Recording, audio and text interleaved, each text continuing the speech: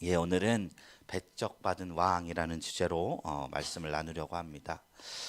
이제 오늘 말씀을 보시면 예수님께서 복음을 전함으로 인해서 가족들에게도 거부당하는 모습을 발견할 수 있습니다. 그런데 이 장면은 장차 이제 초대교회 성도들, 아니 지금도 이 세상 어딘가에서 믿음으로 인해서 가족들에게조차 핍박받는 누군가의 모습일 수 있다는 것입니다. 주님께서 그 고통을 앞장서서 당하신 것입니다. 그리고 우리에게 위로와 더불어 진리를 전해 주신 겁니다. 주님의 리더십은 항상 이런 식이었습니다. 세상의 리더십은 그렇지 않죠. 사지로 몰아넣습니다. 뒤에서 막, 그리고 이루면은 그 리더의 어떤 역량이 되는 것입니다. 그런데 주님께서는 주님이 추구하셨던, 그리고 하나님 나라에서 말씀하셨던 리더십은 스스로 앞장서서 섬기는 리더십입니다. 본이 되는 리더십이라는 것입니다. 영화 남한산성이라는 영화가 있습니다. 근데 이 남한산성을 보면 이제 청나라 침공에 이제 왕이 이제 남한산성에 들어가서 숨는 내용을 담고 있어요. 근데 이제 추위와 굶주림으로 힘없는 농민들을 징병을 합니다. 그래서 전문 군인들로 채워진 청나라에게 진격하게 하는데, 이 사람들이 뭐 훈련도 받지 않고 하루아침에 왕의 명령으로 징집돼서 전쟁 나가려 하니 겁이 나서 벌벌 떠는 겁니다. 그런데도 이 전쟁의 책임을 맡은 영의정이 진격하지 않으면 내 손에 죽는다면서 성 위에서 자기는 나가지 않고 백성들을 뒤에서 안 나가니까 뒤에 있는 사람을 죽여요. 그러니까 백성들이 사지로 나가는 겁니다. 안 나가면 죽으니까. 앞에는 적의 손에 죽임을 당하고 뒤에는 책임자라고 하는 사람이 사람을 죽이니 이 전쟁에서 승리할 도리가 없는 것입니다. 결국 패배하고 말았다는 것입니다. 그런데 주님께서 오늘 말씀을 통해서 앞으로 장차 이제 박해를 받을 초대교회 성도들이 당할 모든 고통들, 예수님께서 앞서 당하신 것입니다. 가족들의 반대, 가족들이 미쳤다고 하는 소리, 예수님도 당하신 것입니다. 그것이 끝이 아닙니다. 그 모든 시험과 어려움을 궁극적으로는 십자가 앞에서 죽음조차 당하시면서 우리가 받을 모든 박해를 예수님께서 먼저 받으신 것입니다. 저는 이게 기독교 신앙의 위대함이라고 생각합니다. 우리에게는 능력을 자부하는 지도자보다는 사랑을 자랑하는 지도자가 필요합니다. 그리고 우리 하나님은 자신이 가지고 무한한 능력을 자랑치 않으시고 섬김을 자랑하셨습니다. 그래서 히브리서 4장 15절에 우리에게 있는 대제사장은 예수님을 말씀하시는 거죠. 우리 연약함을 체휼하지 아니하는 자가 아니요 모든 일에 우리와 한결같이 시험을 받은 자다, 이렇게 말씀하고 있는 것입니다. 이런 측면에서 주님이 당하신 고난이 교회 공동체에게도 역사적으로 이루어집니다. 초대교회 성도들은 두 가지의 고난을 받았습니다. 밖으로는 로마의 박해이고 안으로는 같은 유대인들의 박해입니다. 유대인들은 초대교회 사람들을 이단으로 여겼고 그 가운데 많은 사람이 죽음을 당하기도 하고 공동체에서 쫓겨나기도 하고 경제 생활을 차단당하기도 하였습니다. 외부의 핍박은 그래도 이제 내부만 똘똘 뭉치면 뚫고 갈 여력이 되는데 안에서 그렇게 반대하고 들고 일어나면 사람이 버틸 재간이 없던 거예요. 놀랍게도 그 박해 현장 속에 앞장선 사람이 몇몇은 가족이 되기도 했습니다. 2016년도 비교적 최근이죠. 파키스탄에서 일어난 일입니다. 예수를 믿고 이제 기독교인 남자와 결혼하겠다는 여동생을 보고 분노한 한 남성이 여동생을 몽둥이로 때려 죽인 일이 발생하였습니다. 2015년도에 이집트에서 두 아이의 어머니였던 26세의 마르라는 여인이 이제 예수를 믿게 된 연고로 삼촌이 찾아와 그녀를 죽였습니다. 끔찍한 일이죠. 그런데 그 이유가 참 가슴이 아픕니다. 가정의 명예를 지키겠다는 것입니다. 집안의 수치를 없애려 한다는 것입니다. 이게 초대교회 일이 아니라 최근 지구상의 어딘가에 일어난 일이기도 한다는 것입니다. 그래서 이 살인을 명예살인이라 부릅니다. 근본주의를 따르는 이슬람 사회에서 종종 일어나는 일인데 명예살인이라고 부르니까 뭔가 좀 처벌도 훨씬 가볍습니다. 오늘날에도 이런 일들이 일어나는 것을 볼 때면 우리는 초대교회 모습을 상상해 볼 수 있습니다. 초대교회 성도님들이 예수를 믿음으로 가족들한테조차 버림을 받고 이런 끔찍한 고통을 당하면서도 믿음을 선택했구나. 그와 동시에 드는 생각이 종교적 열심을 빙자하기 제일로 무섭다는 생각이 들어요. 다른 죄들은 충동적으로 죄를 짓기도 합니다. 그리고 설사 짓더라도 양심이 있으면 마음이 괴로워서 그 자체가 심판이 됩니다. 제가 너무나 무언가를 갖고 싶어서 슬쩍 훔쳤다고 가정을 하면 훔친 그 자체가 마음이 불안하고 이런 게 있어요. 저희 어머니는 어릴 적에 저를 혼내시고 때리시고 가슴 아파하셨습니다. 그런 것들이 스스로 다 그런 작용이라는 거예요. 양심의 작용이라는 거예요. 그러나 신의 이름을 빌려서 짓는 모든 죄들은 우리의 양심을 마비시킵니다. 어째서 예수님을 자신을 따르는 이들에게 군대를 일으켜서 나의 이름으로 저항하라 이렇게 말씀하지 않고 오른밤을 치거든 왼밤을 돌려대라 하셨는지 점차 이해가 갑니다. 예수님이 나의 이름으로 성전을 일으켜라 하면 역사적으로 기독교는 가장 폭력적인 종교가 되고 말았을 것입니다. 그렇게라도 하지 않았으면 우리 모습은 이슬람과 다름이 없었을 것입니다. 배척과 차별과 구분으로 밤낮 싸워댔을 것입니다. 그러나 우리가 좀 더 우리의 역사를 깊게 살펴보면 정말 우리라고 다를까요? 이슬람은 그렇고 우리는 선할까요? 역사적으로도 우리도 하나님의 이름으로 칼을 든 적이 너무나 많이 있다는 거예요. 중세 시절에 십자군 전쟁이 일어났을 때 이제 칼을 들어서 복음을 전하겠다고 하면서 9번에 이르는 전쟁을 했습니다. 교황 우르바노 2세는 그 유명한 두 마디의 말 데우스 볼트 하나님께서 원하신다. 이 두 마디 말로 200년간에 이르는 전쟁을 선포하였습니다. 그렇지만 결국 성지인 예루살렘은 탈환하지 못했고 교회가 패배한 전쟁이 되고 말았습니다. 이 십자군 전쟁과 이후에 흑사병이 돌면서 14세기 들어 가톨릭 교회가 그 세력이 쇠퇴하는 데 중요한 역할을 한 사건 중에 하나입니다. 그럼 옛날에만 그렇습니까? 100년 전에는 어땠습니까? 2차 세계대전 당시에 독일의 나치 병사들은 군복에 이렇게 글을 수놓았다고 합니다. 하나님은 우리와 함께 하신다. 이 구호를 군복에 새기고 전쟁을 벌이면서 수많은 학살을 장애했습니다. 그렇다면 100년 전만 그랬습니까? 이라크 전쟁 때도 그랬습니다. 당시 전쟁이 일어나자 반전 여론을 잠재우기 위해서 대통령이 한 말이 뭐였습니까? 나는 하나님으로부터의 이 미션을 받았다. 그래서 이것은 곧 홀리워 거룩한 전쟁이다 라는 이름을 붙여서 전쟁을 행했습니다. 30년 전에만 그랬습니까? 이번에 일어난 러시아 우크라이나 전쟁도 그렇습니다. 러시아 총대주교인 키릴 주교가 이게 카톨릭으로 치면 교황과 같은 절대적 권위를 가진 사람인데 동방정교의 수장입니다. 이 사람이 러시아 사람인데 러시아 우크라이나 전쟁 상황에서 이제 침공을 앞둔 러시아 군대들에게 이것은 성스러운 투쟁이며 푸틴 대통령은 하나님의 사자다 외치며 전쟁이 자행되었습니다. 그렇다면 2년 전 외국에서만 일어나는 일입니까?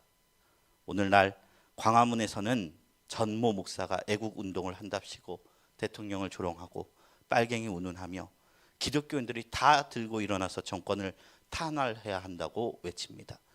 하나님조차도 나에게 까불면 죽는다고 소리를 하면서 자기가 얼마나 위대한 사람인가를 외치고 있습니다. 우리가 역사를 배우면서 뼈저리게 반성하지만 막상 우리가 살고 있는 시대를 접해보면 여전히 우리는 십자군 전쟁을 자행하고 있다는 것입니다. 우리는 스스로 칼을 들고 일어나서 분쟁하고 있습니다. 대부분의 전쟁과 갈등은 종교의 이름, 하나님의 이름을 얻고 자행되는 경우가 너무나 많이 있다는 것입니다. 우리가 모두 주여 주여 하지만 이곳에서 정녕 예수님께서 선포하신 말씀을 볼 수 있겠습니까? 주님의 이름으로 모였다고 해서 정녕 주님의 가족이라고 부를 수 있겠습니까? 나더러 주여 주여 하는 자만이 하나님 나라를 얻는다 하지 않으셨고, 주님께서 오늘 말씀에 분명히 이르시기를 내 말씀대로 행하는 자려만 나의 가족이다, 주님께서 말씀하였습니다.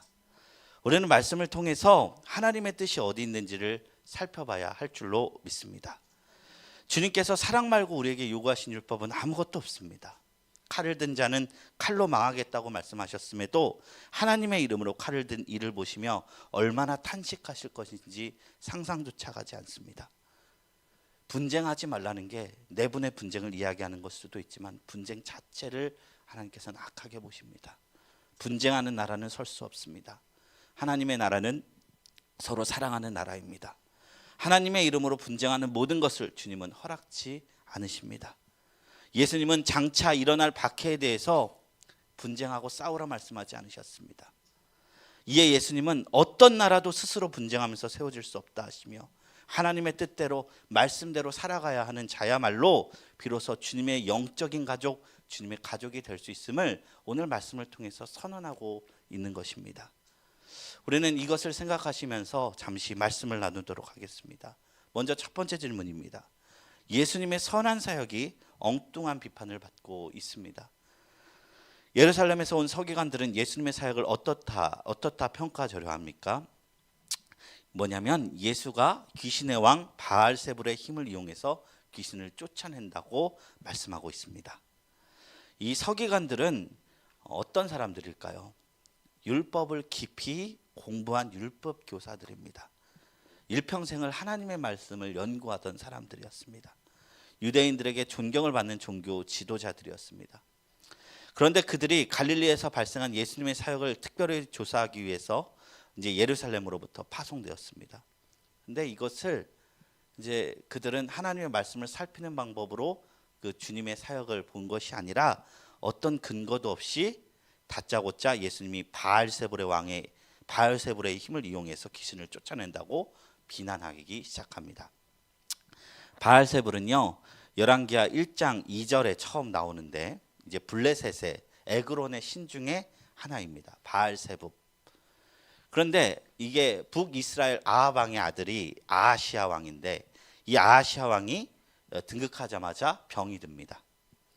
그러니까 이 병이 들어갖고 어떻게 할까 이렇게 고통하고 있는데 그때 한 신하를 불러서 에그론의 신 바알세불에게 내 병이 낫는지를 물어보아라 이렇게 시킵니다.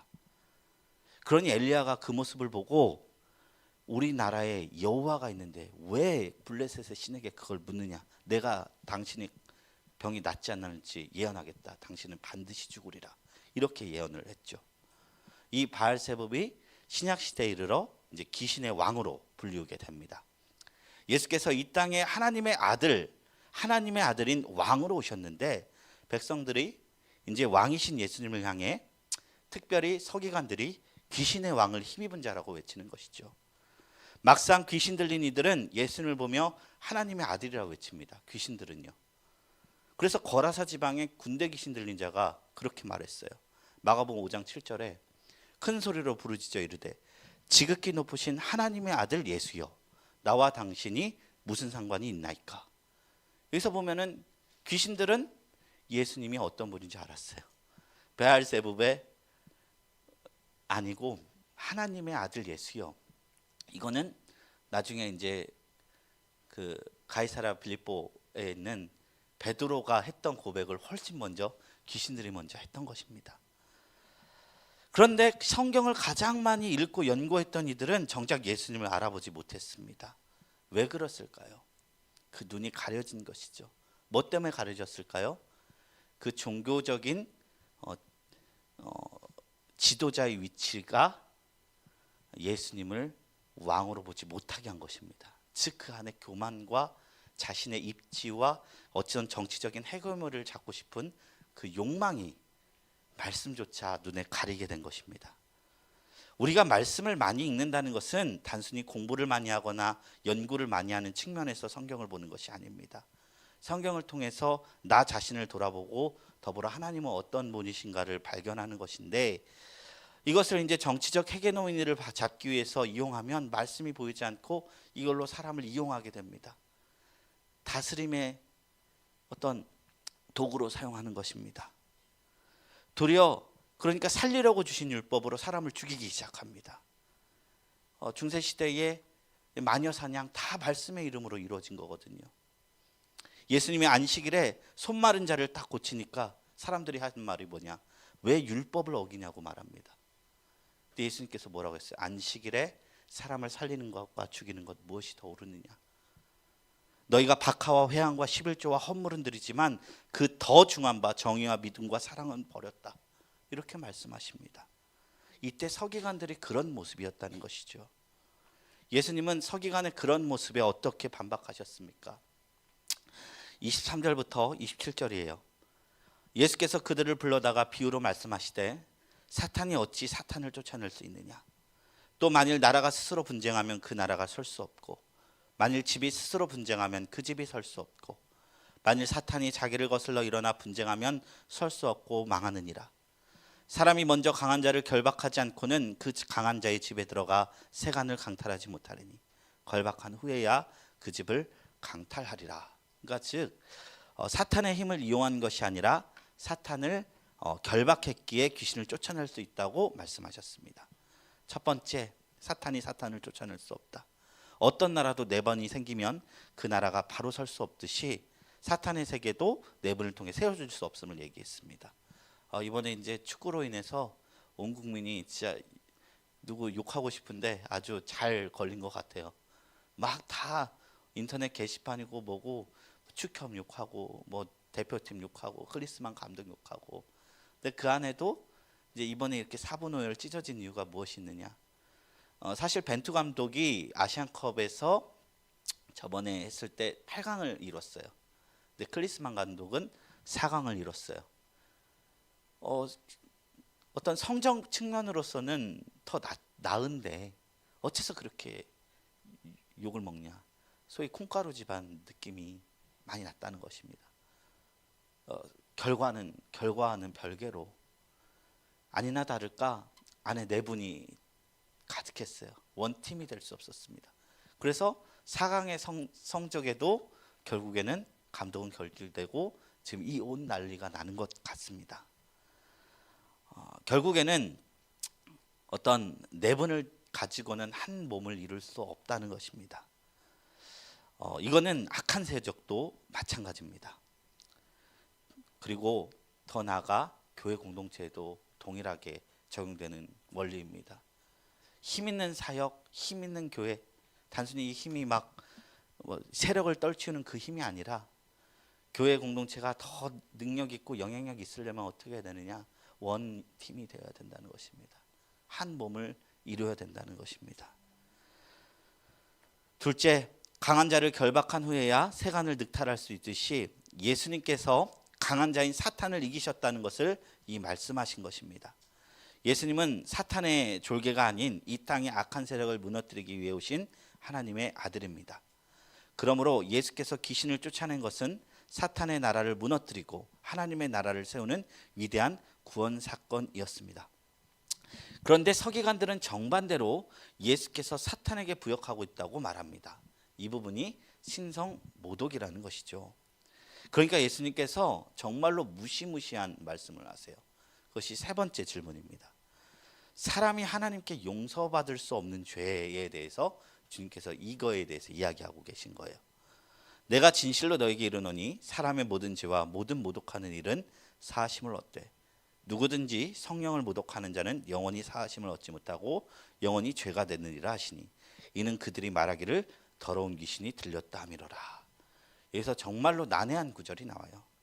우리가 용서받지 못하는 죄에 대한 말씀을 예수님께서 하십니다.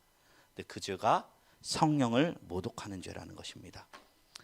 사람이 사람을 모독하는 행위도 용서받을 수 있고 심지어 인자 예수님에 대한 이해가 부족해서 예수님을 부인하고 모른다고 하는 것도 용서받을 수 있다고 주님께서 말씀하셨지만 성령 안을 모독하는 것은 하나님께서 용서하지 않겠다고 이렇게 말씀하십니다. 본문 문맥에서 말씀하는 그 성령 모독은 예수님께서 바알세붑을 힘입어서 귀신을 쫓아냈다고 말하는 거예요. 그러니까 성령의 역사들이 일어나는 현장에서 저거는 하나님의 일이 아니고 마귀의 일이다 말한 것이 성령 모독죄라는 것입니다. 그런데 이제 이 29절 말씀이 너무 두렵습니다. 사람들은 하나님이 용서하실 수 없거나 또는 용서하지 않으실 죄를 저지를까 봐 두렵습니다. 그러니까 이게 성도님들이 이거에 이제 매이지 않는 것이 일단은 오늘 말씀에서 꼭 말씀드리고 싶은 부분 중에 하나입니다. 사탄은 사람들을 그런 오해 상태에 묶어두려고 하거든요. 내가 받은 은혜 보지 못하고 내가 이 못할까 봐, 혹시라도 부지 중에 성령 모독할까 봐 그런 것을 할 겁니다. 예전에 저도 그런 거 있었어요. 목사님이 성령 사역하시는 목사님인데 막 입신 사역을 하시는 분이에요. 그러면 이제 항상 이러세요. 쉬 이러다가 쉬 할 때 머리를 싹 미세요. 그러면 넘어져야 돼요. 근데 저는 좀 약간 자존심이 있다 보니까 정말로 하나님이 나를 넘어뜨리지 않으면 안 넘어뜨리겠다 하는데 이게 5분 6분 하는 거예요. 그런데 안 넘어가니까 왠지 분위기 망치는 것 같고 끝나고 나서 너무 찝찝해서 저게 어떻게 하나님의 역사냐 이런 생각을 한 적이 있었어요. 이런 것이 뭐 성령을 모독하는 것이냐 그런 차원이 아니라는 것입니다. 단순히 그런 측면이 아닙니다. 우리가 무거운 죄책감 가운데 고통을 당하는 모든 죄는 하나님께서 다 용서해 주십니다. 그렇다면 31절의 성령 모독죄는 29절의 성령 모독죄는 무슨 뜻일까요? 교회사에서 갖가지 연상을 불러일으킨 구절이기도 했었어요. 아우구스티누스는 성서에서 가장 중요하고 가장 어려운 질문이다라고 고백한 바 있습니다. 하나님의 은혜에 한계가 있다는 말인가? 죄의 분류, 지옥 형벌, 연옥 문제, 뉘우침의 가능성, 성령 모독죄를 신학에서 다루는 근거가 된 말씀이기도 합니다. 성서에서 이런 좀 난의 구절을 만나면 먼저 우리가 해야 될 점이 뭐냐면 그 뜻을 확정하지 말고 조심스럽게 처신하라는 것입니다. 뭐냐면 어떤 말이냐면 우리가 그 시험을 보는데 70점이 통과해요. 그런데 3번 문제에서 우리가 막혔어요. 그럴 땐 어떻게 해야 되죠? 넘어가야죠. 어떤 말인지 아시죠? 그 3번 문제를 시간 끝날 때까지 잡고 있어요. 그럼 저희는 나머지 문제 풀 수 있을까요? 그렇지 않습니다. 성경의 기본적인 원리 중에 하나가 이해가 되는 만큼 읽을지라도 구원의 확실한 진리를 얻을 수 있다는 것입니다. 그런데 이제 이런 난의 구절을 발견했을 때 우리가 이 어떤 하나님의 은혜와 이런 은총의 개념과 이렇게 막 할 때 가장 지혜로운 방법은 이해가 안 되면 일단 넘어가서 다음 거로 가는 겁니다. 그렇지만 이제 계속 읽다 보면 이 난의 구절이 열리는 시기가 오기도 하고 또 그 연구된 것들을 읽으면 도움을 받을 수 있습니다. 네, 다만 이런 정도가 있습니다. 첫째로 이것을 어떻게 이해하느냐? 말씀 그대로 성령의 역사가 일어날 때 우리가 함부로 이야기하지 않는 것은 좋습니다. 제가 성령 사역을 하던 치유 사역의 거장들이라는 책이 저기 뒤에 있어요. 제가 한번 쭉 읽은 적이 있었는데 불륜을 저질렀던 사역자도 있었고 인격적으로 부족한 분들의 이야기도 있습니다. 사역자의 부도덕함이 하나님의 영광을 가리는 일도 있는데 종국에는 이 감추는 것을 다 드러나게 하시는 분은 하나님이십니다. 그때 앞장서서 진실이 드러나기 전까지 우리가 판단치 않는 것이 유익하다. 먼저는 이 말씀을 드리고 싶고요. 또한 이제 이 성령 모독죄가 또 역사 속에서 교회사에서 어떻게 해석되었는가? 교회 역사에서 성령 모독죄는 가장 이제 조금 어려운 개념이 나옵니다. 이제 기독론을 정립했던 신학자 아타나시우스라는 사람이 있습니다. 아마 목사님께서는 아십니다. 예수님이 과연 어떤 존재인가를 정립한 거예요. 우린 예수님 어떻게 부르시죠? 하나님의 아들. 그 하나님과 동일하신 삼위의 하나님이라고 우리가 고백하잖아요. 이게 아타나시우스 때에 정립한 그런 거예요. 그런데 그가 이르기를 예수의 신성을 부정하는 사람들이 성령 모독자다라는 거예요.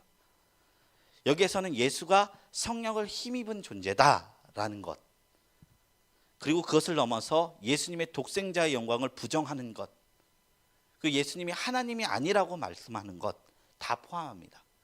근데 이것이 불신자를 향한 것이 아니라 믿는 우리들이 신앙을 알고 하나님의 어떠함을 알고, 히브리서에도 있잖아요. 하늘에 신령한 것을 알고 모든 것을 다 알고 나서 배반하는 그 배. 그럴 때에 이것을 성령을 이제 부정하는 것, 신성을 부정하는 것이 성령을 모독하는 것이다. 그리고 여기 있는 율법사들은 예수님의 신성을 부족한 것이다. 사역을 부정한 것이 아니라 이 신성을 부정한 것이다. 바알세붑의 하나님의 아들인데 바알세붑이다 라고 해서 해석을 했어요. 이게 보편적인 해석입니다. 그래서 단순히 이제 사역자들과 성령 사역이 일어났는데 저거 하나님 사역 아닌 것 같은데, 이게 성령 모독죄가 아니라 예수님의 신성을 부정하는 것, 그 개념으로 해석되어 왔습니다. 그러니까 이렇게 하면 우리가 도움이 될 줄로 믿고, 그러나 그럼에도 우리가 이 본문의 말씀 그대로 성령의 사역들이 일어나는 자리에서 우리의 입술로 함부로 판단하지 않는 것이 더 유익합니다. 이렇게 제가 정리를 해드리도록 하겠습니다. 그래서 성령이 나타나는 성령의 사역을 함부로 정죄하지 말고 예수님께서 하나님의 신성을 가졌다는 것을 부정하지 않는 것, 이것이 이제 성령을 모독하는 죄의 일종이라고 보면 되겠습니다. 이제 나눔 말씀을 보도록 하겠습니다. 예수님이 사탄을 결박하지 않았다면 귀신도 쫓아낼 수 없었습니다. 예수님이 이미 승리하셨습니다. 우리는 예수님이 이기신 전투에서 잔당을 소탱하는 임무를 수행해야 합니다. 세상에 사탄과 귀신들의 영향이 남아있는 영역, 우리가 물리쳐야 하는 악한 간섭은 무엇인지 이야기해 봅시다. 나눔 2번입니다. 기득권을 지키는 데만 급급한 서기관들은 예수님에게서 나타난 성령의 능력을 귀신의 힘이라고 왜곡했습니다. 예수님의 일하심을 기쁘게 수용하지 못하고 도리어 거부하게 되는 경우는 언제인지 생각해 봅니다. 이제 두 번째 챕터로 넘어가도록 하겠습니다. 예수님은 혈통에 매이지 않은 새 하늘 가족을 선포하십니다. 열정을 다해서 사역하는 예수님의 친족들을 친족들은 어떻게 대우합니까? 예수님이 미쳤다고 생각하여 그 사역을 중지시키려 했다. 예수의 친족들과 지인들이 예수를 찾는 장면이 나옵니다. 그들이 왜 예수님을 찾아왔을까요? 예수님의 사역을 통제하기 위해서였습니다. 예수님의 가까운 친족이 예수님의 하나님 나라 사역을 이해하지 못한 것은 역설입니다. 이처럼 예수님은 고향에서 고향 사람들에게 의해 배척당하기도 하셨습니다. 몇 가지 교훈을 줘요. 어떤 사람이 물리적으로 가까이 있다고 해서, 친근한 사람이라고 해서 무조건 이제 내가 말하는 복음을 받아들이지 않을 수 있습니다.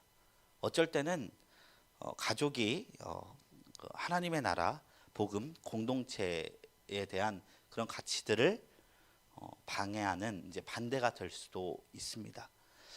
중요한 것은 물리적 가까움을 자랑하는 게 아니라 성령의 음성에 순종하게, 그리고 겸손하게 마음을 여는 것입니다. 그러면서 동시에 예수님께서 선보하시는 새로운 하늘 가족관을 이제 그 다음 질문에서 주님이 말씀하십니다. 31절부터 35절입니다. 말씀 아까 읽었으니까 이게 답을 말씀드리겠습니다. 혈통에 의해 가족이 결정되는 게 아니라 하나님의 뜻대로 행하는 자가 하늘 가족의 구성원이다. 이게 무슨 말이냐면, 근데 이거는 오해하지 않아야 될 것이, 가족이 먼저냐 교회가 먼저냐? 가족입니다. 무조건 그겁니다. 그거를 1차로 둬야 되고요. 이제 다만 이제 이 가족에 의해서 가족들이 예수를 믿음으로 말미암아 박해했을 때 믿는 구성원들이 그 사람들의 가족이 되어줘야 한다는 말씀으로 이해하는 것이 좋겠습니다. 교회 공동체는 가장 그 합당한 비유가 가족에 가깝다고 성경은 이야기합니다. 만약 회사와 비유해도 맞지 않고 어떤 서비스를 받는 것과 비유해도 옳지 않습니다. 교회란 어떤 곳이냐? 영적 가족이라는 것이 교회론의 근본이라는 것입니다. 그래서 조금 부족해도 조금 더해도 뭐랄까 그걸로 인해서 차별이 있어서는 안 된다는 거예요. 가족끼리는 그런 것이 없는 공동체잖아요. 그러니까 서로의 모습을 있는 그대로 이해해 주는 것이 가족의 모습인데, 물론 그런 율법과 이런 그 질서와 이런 것은 있지만 기본적으로 가족, 영적 가족은 모든 것을 포용할 수 있어야 된다고 생각합니다. 그렇다면 이런 질문을 할 수 있을 것입니다. 동성애자는 교회 나올 수 있는가? 있습니다. 그렇다면 이런 질문을 할 수 있습니다. 거렁뱅이는 교회 나올 수 있습니까? 있습니다. 장애인은 교회 나올 수 있습니까? 있습니다. 교회라는 것은 허들이 높아서는 안 된다는 것입니다. 예를 들어 아너스 클럽처럼 VIP 클럽처럼 어떤 자격 요건을 까다롭게 하고 그런 사람들만 모이면 귀한 어떤 커뮤니티가 되겠죠. 커뮤니티의 측면으로 본다면 교회는 참 안 좋은 걸 수도 있어요. 이 사람 저 사람 다 와야 하니까. 그런데 이제 소위 이제 저희 교회가 사역을 하면서 저도 느끼는 점이 그런 점이 있었던 것 같아요. 그러니까 편한 사람이 왔으면 좋겠다라는 생각을 어느 순간 한 적이 있었어요. 그러니까 어떤 거냐면 우리 교회의 색깔에 맞는 사람들만 왔으면 좋겠다. 그래야 사역이 편하니까. 이런 생각을 언젠가 제가 문득 한 적이 있더라고요. 그러면서 전 돌봐왔습니다. 아, 이게 정말로 주님께서 원하시는 모습이었을까? 내가 원하는 모습, 내가 편한 사람, 내가 감당할 수 있는 사람만 오는 것이 교회의 모습일까? 그렇지 않다는 것입니다. 하나님의 뜻대로 행하는 자, 하늘 가족의 구성원이라는 것입니다. 예수님께서 이런 비유하셨어요. 하나님 나라는 뭐와 같다고요? 그물로 바다에 이제 물고기를 빚는 어부와 같다 했습니다. 해서 일단은 다 오는 거예요. 좋은 것은 상품으로 하고 좋지 않은 것은 버리고, 그렇게 할지라도 일단은 교회는 다 와야 된다는 것입니다. 또 하나님 나라는 어떻게 된다 하셨습니까? 잔치를 베푼 임금과 같으니 동서사방 다 돌아다녀서 와라 와라 와라 와라 하는 거예요. 그래서 다 왔는데 예복을 입은 사람이 있고 입지 않은 사람이 있어요. 예복을 입지 않은 사람을 애초에 안 데려왔으면 됐잖아요. 그렇지 않다는 거예요. 예복을 입던 안 입던 좋은 곡이든 나쁜 곡이든 일단은 모른다는 겁니다. 그 자리에서 우리가 알곡이 되도록, 좋은 물고기 되도록, 예복 입은 자가 되도록 그렇게 나가는 것은 이제 교회 생활을 더불어서 이제 우리 신앙생활에 우리가 감당해야 될 여부지만, 일단 하나님의 은혜에는 그 시작점에는 아무 차별이 없어야 된다는 것이 이제 교회 공동체의 모습인 것입니다. 혈통에 의해서 가족이 되는 것이 아니라 하나님의 뜻대로 행하는 자를 하나님의 가족의 구성원이라 합니다.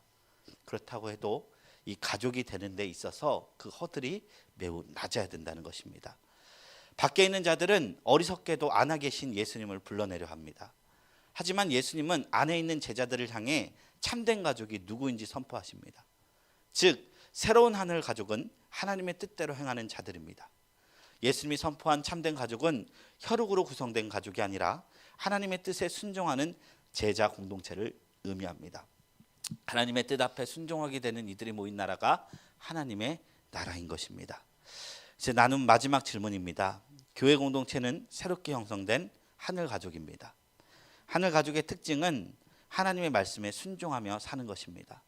나는 공동체 구성원들과 어떤 기초 위에서 하늘 가족의 연대감을 형성하고 있는지 서로 생각해 보겠습니다. 이제 말씀을 맺고 우리 다 같이 기도하도록 하겠습니다. 오늘 말씀을 통해서 분쟁하는 나라마다 설 수 없다면서 하나님께서 평화를, 예수님께서 평화를 선포하시고, 또한 진정한 하늘 가족이 외부에서 있는 것이 아니라 이제 내부에서 하나님의 말씀을 뜻한 자들이 이제 속한다고 했습니다.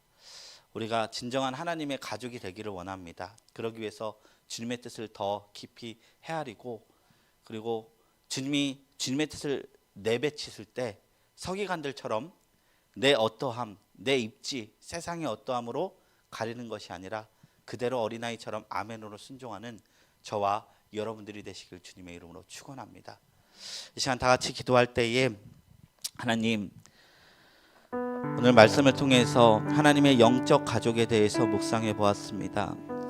하나님, 이 땅에 교회를 세우시고